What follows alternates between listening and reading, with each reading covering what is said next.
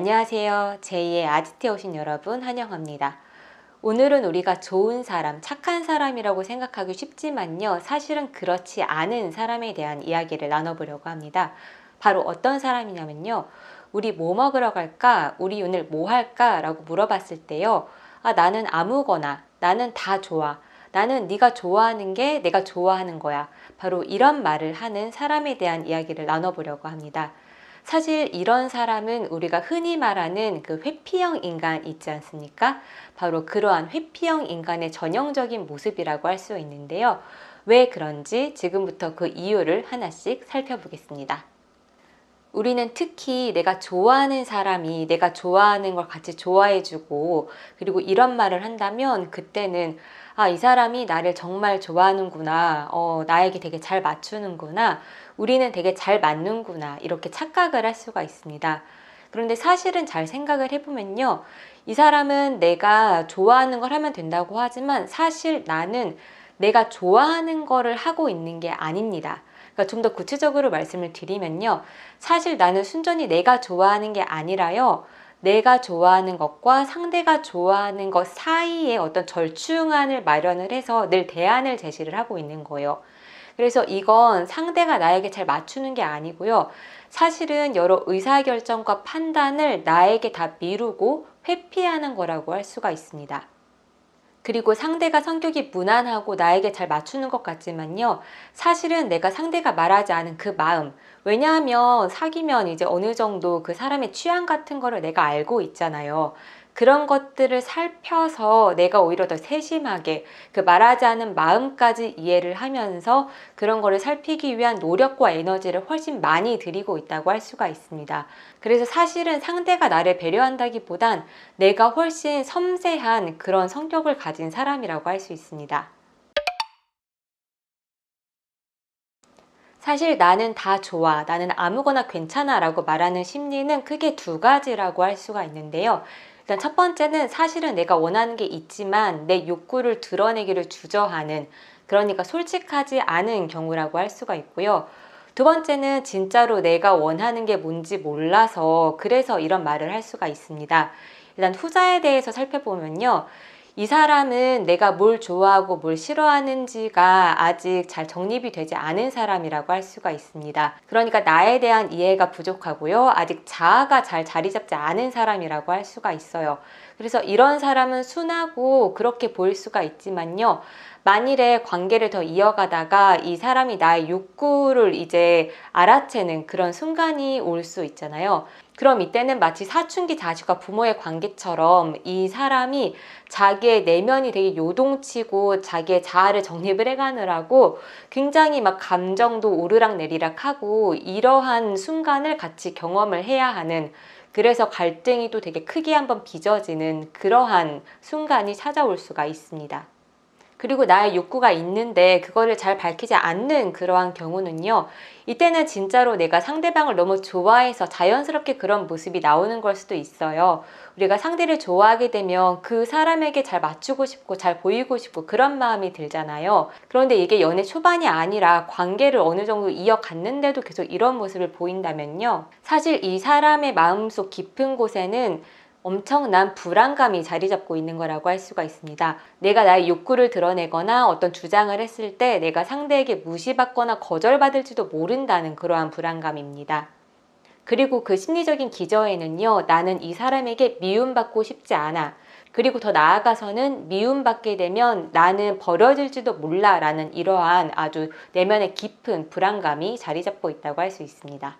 그러니까 기본적으로 인간이나 세상에 대한 깊은 불신이 깔려 있다고 할 수 있습니다. 이번에는 이러한 불안감과 불신감이 왜 이렇게 깊게 자리 잡았는지 이거에 대해서 조금만 더 깊게 이해를 해보면요. 아마도 저는 이 영상을 보고 계신 분들은 인간의 심리에 대한 관심이 되게 많은 분들이실 거라고 생각을 해요. 그래서 아마도 애착이라는 이러한 용어를 한 번쯤은 들어보시지 않았을까라고 생각을 하는데요. 바로 이 애착이라는 이 관점에서 설명을 해보겠습니다. 이 애착이라는 건요. 사람이 태어나서 나에게 소중한 사람에게 느끼는 어떤 감정, 정서, 그 사람과 맺고 있는 관계라고 할 수가 있습니다. 그래서 아무래도 우리가 태어나서 대체적으로 가장 먼저 맺는 인간관계는 부모님이고요. 그래서 이 부모님과 내가 어떠한 관계를 형성했는지 이것이 바로 애착관계라고 할 수가 있고, 그리고 이러한 애착관계는 대부분은 성인이 되었을 때 나의 연인과 맺는 관계로도 이어지고요. 그러니까 부모와 맺은 그 애착관계가 나의 연인과의 관계에서도 다시 재현이 된다고 할 수 있습니다. 그래서 나는 다 좋아, 나는 아무거나 괜찮아 라고 말을 하는, 언뜻 보기에는 되게 무난한 사람처럼 보이는 사람의 심리를 이해를 하려면요, 이 회피애착에 대한 이해를 좀 하셔야 하는데요.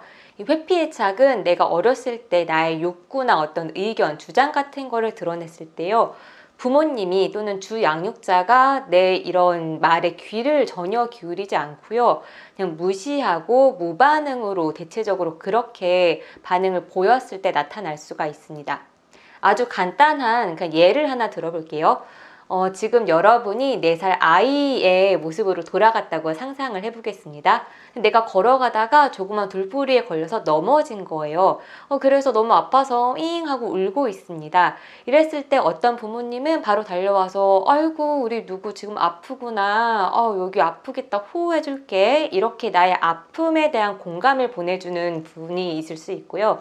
그리고 또 어떤 분은 뭐 많이 다친 건 아니에요. 그래서 여기에서 서서 우리 누구야, 아프지만 너는 혼자 일어날 수 있어, 빨리 훌훌 털고 여기로 와 라고 그렇게 얘기해 줄 수가 있습니다. 그래서 따뜻한 눈길로 바라보면서 이 아이가 스스로 일어나고 나에게, 그러니까 부모님에게 달려오게 격려를 하고, 달려왔을 때 꼭 안아주면서 아이고 잘했어, 많이 아팠지, 이렇게 이 둘 다 긍정적인 반응을 보여주는 거라고 할 수 있습니다. 그런데 가다가 내가 넘어져서 울고 있어요. 그런데 부모님이 내 옆에 있는데 아무런 반응을 보이질 않는 겁니다. 근데 이렇게 되면 사실 크게 다친 건 아니기 때문에 훌훌 털고 일어나고 내 갈 길을 가기는 가요. 그래서 이게 언뜻 보기에는 되게 독립적이고 의젓한 것처럼 보이지만요, 사실은 아무런 반응을 보여주지도 않으면 앞으로 나는 계속 나만 믿고 살아가야 하는구나, 이 세상에 믿을 수 있는 사람은 없구나, 나는 누구에게 기댈 수 있는 존재가 아니구나, 이러한 마음이 생길 수가 있고요. 그리고 더 나아가서는 내가 약한 모습을 보이면 안 되는구나, 내가 약한 모습을 보이면 무시받을지도 몰라, 이러한 어떤 부정적인 인식이 자리 잡게 될 수 있습니다. 그러니까 겉으로는 똑같이 독립적인 사람으로 보인다고 해도요, 어떠한 내면이 되게 충만하고, 그리고 이제 주변에 나는 되게 좋은 사람이고 이제 주변에 믿을 수 있는 사람들이 있어 라고 하는 사람과, 세상은 믿을 게 되지 못하기 때문에 나만 믿고 나아가야 해 라고 해서 독립적인 모습을 보이는 사람은 사실은 전혀 다른 사람이라고 할 수가 있어요. 이 후자의 경우에는요, 사실 독립적으로 보이지만 마음속으로는 되게 외롭고 누군가에게 의존하고 싶고 사랑받고 싶은 마음이 엄청 강렬하고, 이 내면에는 늘 뭔가 부글부글 끓고 있다고 할 수가 있거든요. 그런데 이런 사람이 연애를 해서 나를 되게 좋아해주고 나를 멋지고 예쁘다고 해주고, 이제 이런 사람을 만난 겁니다. 그럼 이렇게 되면 나의 어떻게 보면 억눌렀던, 그러니까 무의식적으로 억눌렀던 그러한 애정의 욕구, 의존하고 싶은 욕구가 막 끌어오르는 거예요. 그리고 이렇게 사랑받고 이렇게 따뜻하고 이러한 게 너무 좋아서 이거를 잃고 싶지 않은 겁니다. 그래서 자기도 모르게 지나치게 상대에게 맞추고 자신의 욕구는 억누르고, 그러니까 이러한 기저에는 나는 이거를 유지하고 싶어, 그리고 나는 버림받고 싶지 않아, 그러려면 상대에게 되게 잘 맞춰야 돼, 이러한 게 자기도 모르게 생각이 들어서 그냥 자연적으로 이러한 반응, 행동이 나타나는 거라고 할 수 있습니다. 제가 이 제2의 아지트에서 말씀드리는 여러 인간상은요, 다 어느 순간에 제가 경험했던 제 모습이라고 할 수가 있습니다. 그래서 저는 이 영상이 뭐 회피형 인간은 문제가 있다, 이상하다, 나쁘다, 피해야 한다, 이러한 말씀으로는 받아들이시지 않으시기를 굉장히 바라고 있어요. 근데 그럼에도 불구하고 현실적으로 좀 말씀을 드리자면요, 사실 이러한 사람과 뭐 연애를 할 때는 크게 문제가 없을 수도 있습니다. 사실 연애라는 건 그냥 뭐 데이트 장소 정하고 만일에 같이 여행을 간다고 해도 뭐 2박 3일, 3박 4일 뭐 그 정도니까 그때는 갈등이 심해지지 않을 수가 있어요. 그런데 만일에 내가 이렇게 지금 아직 내면이 잘 정리가 되지 않은 사람과 결혼을 했다라고 하면 어떤 일이 일어날 수 있냐면요. 사실 이 사람은 자기가 원하는 게 있지만 미움받고 버림받을까봐 자신의 욕구를 드러내지 않는 거잖아요. 그래서 결혼을 하고 어떤 결정을 내리거나 조율을 해야 할 때요. 다 괜찮다고 이야기를 합니다. 하지만 사실은 괜찮지가 않은 거예요. 그리고 사실은 자기가 말하지 않은 그 마음을 잘 알아서 이 배우자가 연애 때 그랬듯이 데이트 장소를 정했을 때 그랬듯이 자기의 말하지 않은 마음과 이 배우자 자신의 욕구를 잘 절충을 한 그러한 결정을 내려서 행해주기를 계속 바라고 있어요. 그런데 이게 결정할 게 뭐 많지 않은 연애할 때는 뭐 크게 문제가 되지 않지만요. 결혼을 하면 이때는 조율해야 하는 것들도 되게 많고 그 난이도도 상당히 높습니다. 그리고 가족들이 얽혀있기 때문에요. 여러 이해관계가 막 맞물려 있어요. 그래서 이랬을 때 어떤 결정을 내려야 할 때 계속 괜찮다고 하지만 사실은 그렇지 않았고 그래서 이런 것들을 계속 마음에 쌓아두다가 결국에는 폭발하는 그러한 순간이 올 수도 있습니다.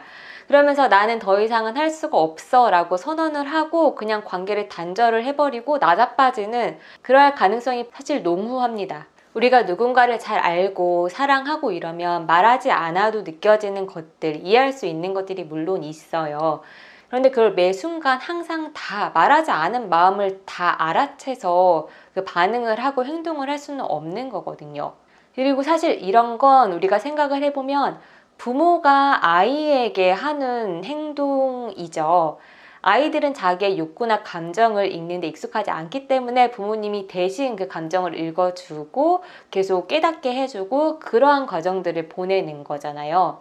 그래서 어떻게 보면 아이와 어른의 가장 큰 차이는 자기의 감정이나 바람, 욕구 이런 것들을 언어화해서 상대에게 잘 전달을 하고 조율할 수 있고 그래서 서로 오해를 줄여나가고 이해하고 이런 것들을 언어화할 수 있는지 아닌지 이게 어떻게 보면 아이와 어른의 가장 큰 차이라고 저는 생각을 하거든요. 그런데 이렇게 말하지 않은 내 마음을 상대가 알아채서 그에 맞게 늘 행동을 해주기를 바라는 건 사실은 나는 그 아이의 상태에 머물러 있는 그런 사람이다라고 저는 그렇게 생각을 하고 있습니다.